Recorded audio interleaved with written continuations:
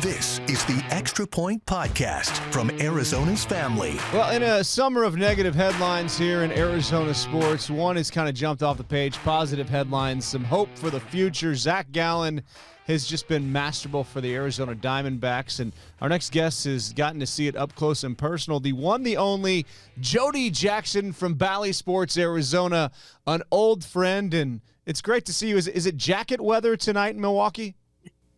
It is a little bit. It's actually very beautiful, though. It's warm in the day and then a little chill at night, but it's great weather here, Mark. Thanks for having me. It's great to be back with you. I know. We were on a number of different broadcasts together over the years, back when we were at Fox Sports together. I think we were even on a game show together. We might have to dig up that video. Have you hosted? Are you still doing the game shows in the pregame? You know, we haven't lately, but you never know. We might bring them back. All right. Were you wearing like a baby blue tux or something like that? Or it was probably something ridiculous, and it was probably awkward TV, but I loved every minute of it. So thanks for giving me the opportunity to be on a game show. So turning our attention now to the story of the day, why you're in Milwaukee. You've gotten to watch Zach Gallen pitch down the stretch here up close and personal. Tonight, I think he goes for win number 13. What has changed for him this year that has made him so just incredible, the way he goes out there every fifth day and performs? You know, it is an interesting question, Mark, because, you know, when Zach Gallen came over in that trade from the Marlins, which was a masterful move, I think, by Mike Hazen, he always had, you know, the stuff that he's using out there. He has refined it a bit, but, you know, it is just truly being able to throw all his pitches, and he has an array of pitches, and using all four pitches at any time, and he mixes it up. He's very cerebral, and he can locate. So all the things that we talk about when we talk about pitching, he's doing that. But what makes him different is obviously he has a pretty nice high velocity fastball. The four-seam fastball is 95, 96. His changeup was always a pitch that, you know, we talked about when he first came over, was great late movement and dropping out of the zone and getting strikeouts on that pitch. But then the curveball's been so good. And then he has kind of a slider. He's got different shapes to these pitches. And so he's just got it all going. And I think mentally, like a lot of the players on this team, they're all maturing. And I think the team of pitching coaches, Brent Strom, and all the support staff.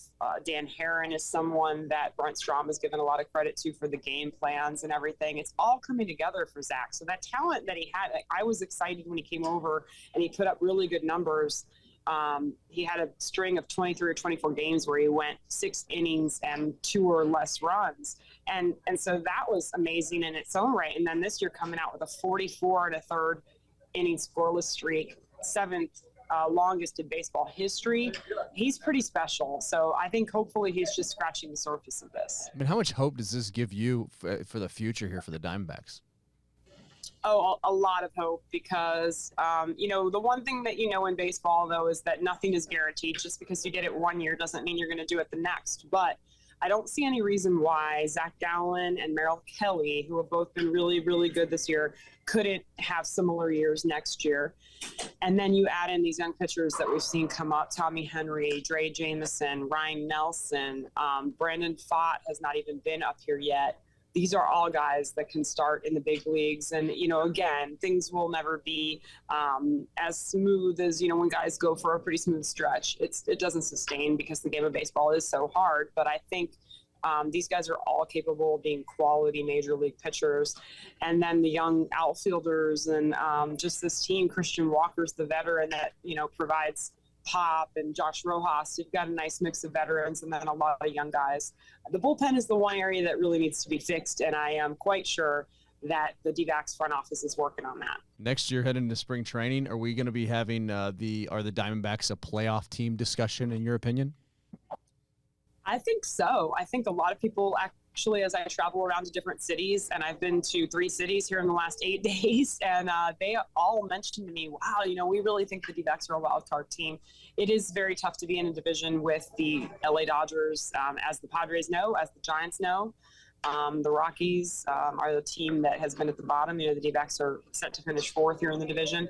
But a lot of people see this team, including the D-backs themselves. I think they're all very, very motivated individually to come back ready, improving on things they need to work on to have that goal next year. And of course, the goal, you always aim for the division. The Dodgers are a tough club that don't appear to be dropping off from year to year, but you have to aim for the division and then see where you land. And I think a lot of people are saying, hey, this Diamondbacks team could make the postseason next year, could be a wild card team. Well, it's certainly exciting, but I know you're kind of tugged in two different directions because on Friday nights here, you have a young man playing quarterback out there who's lighting the world on fire. Connor, 6 touchdowns for Corona del Sol last Friday. How are you able to kind of keep tabs on that while you're on the road covering the Diamondbacks?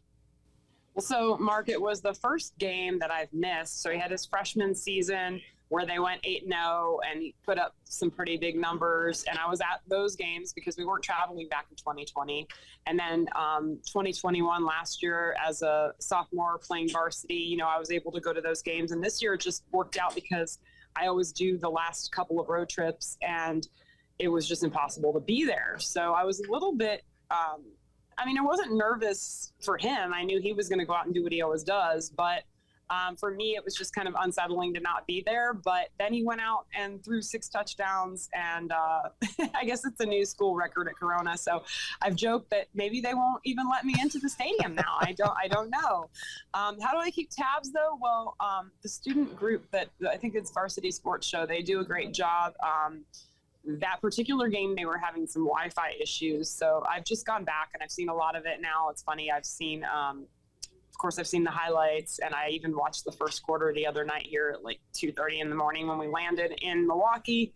So thanks to technology and a lot of these different outlets, I can see some of it. But I'm looking forward to when I get home having a kind of a real conversation about it because, Mark, your kids are little, but it's kind of funny when they get a little bit older. It's hard to track them down to get a really good conversation in over the phone or over FaceTime. So I'm excited for him. He's put in a lot of work ever since he was a little boy. And a lot of these players he's been playing with for many years. And so it doesn't really surprise me, but now the challenge for them is they have to keep it going. So we know that's the hard part in sports, right? Are you going to be here on Friday night, though? Are you going to be able to watch him play this Friday? Are they going to let you in? Like, do you have to negotiate your way in, or how do we can? They were like, Mrs. Ackerley, we heard you weren't here for this big game. We're not letting you in. No, it's actually a bye for the Corona del Sol Aztecs, and then when they return, it'll be against Mountain Point. As you know, Mark, being in the market for quite a long time. There's a bit of a rivalry. It's not, Mountain Point, Desert Vista, which is the Tukey Bowl, but going back to Little League days for South Tempe, Tempe South Little League, it was always kind of like beat Awatuki. And so these guys, a lot of them know each other. So that's going to be a really big game. I mean, for you and me, as far as we go back, I don't know if Connor Jackson Ackerley's not born, I don't know that I have a job in Phoenix because you went on maternity leave and they needed help at Fox Sports. So I'm very thankful that he was born.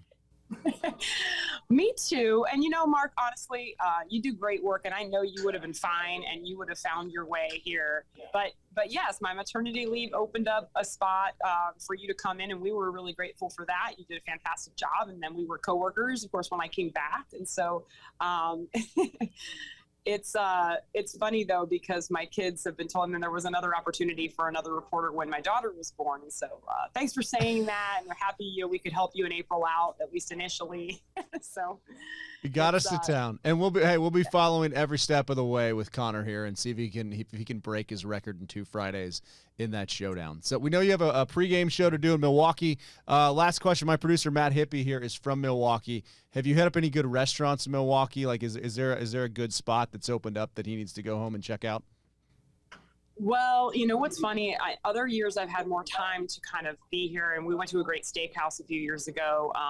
Cannot for the life of me remember it, but really I haven't. It's been so busy. I've stayed kind of in the hotel. We're at the Great Pfister Hotel, which is known to be haunted but it's just a beautiful, elegant, charming place. So unfortunately, I've only really eaten kind of in there, which is really good. There is a place here too known for its burgers. So I think you said Matt is your producer's name.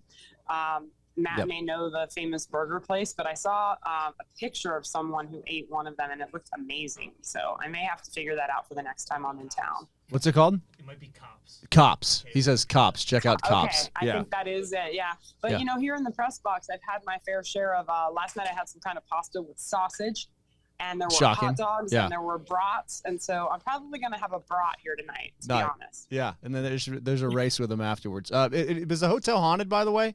Has there been any sightings? Have you been?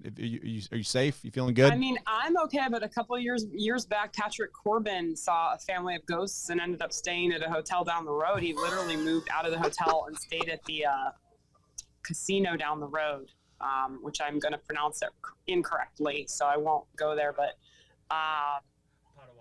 Potawatomi. Potawatomi. Okay, Matt. Yes.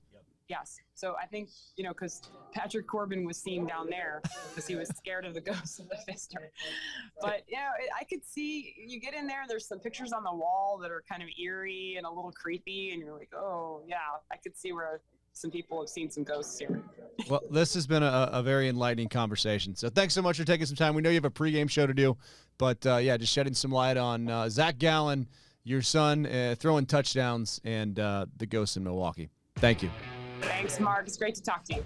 The Extra Point Podcast is a production of 3TV, CBS 5, and azfamily.com in Phoenix, Arizona.